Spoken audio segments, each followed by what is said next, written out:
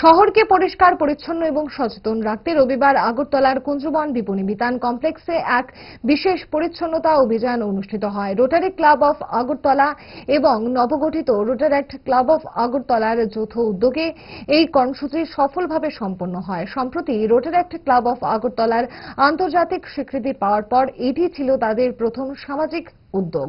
অভিযানে রোটারি এবং রোটারেক্ট ক্লাবের মোট প্রায় ৩০ জন সদস্য সক্রিয়ভাবে অংশগ্রহণ করেন।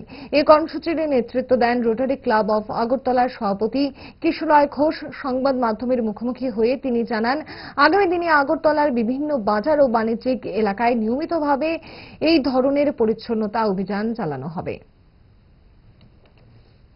আজকে আমরা কুঞ্জবন কলোনির এখানে যে কুঞ্জবন বিপণী বিতান তার সামনে আছি। এখানে আমাদের আজকের অভিযানটা হচ্ছে সাফাই। আমাদের গত মাসটা গেছে এনভায়রনমেন্টাল মাস। আমরা ক্লিন ড্রাইভ, এনভায়রনমেন্টকে কী করে পরিষ্কার রাখতে পারি তার উদ্দেশ্য করে আমাদের আজকের এই প্রজেক্টটা। আর এর মধ্যে আমাদের সাথে যুক্ত হয়েছেন রোটারেক্ট ক্লাব অফ আগরতলা। এটা নতুন এদের জন্ম, মানে ক্লাব হিসাবে নতুন এরা প্রতিষ্ঠিত হয়েছে এই রিসেন্টলি। আর রোটারি ক্লাব অফ আগরতলা দুজনে যৌথভাবে আমরা এই প্রোগ্রামটা করছি। আর আমরা এই প্রোগ্রাম প্রতি বছর সারা মাস সারা সপ্তাহব্যাপী আমরা করে থাকি।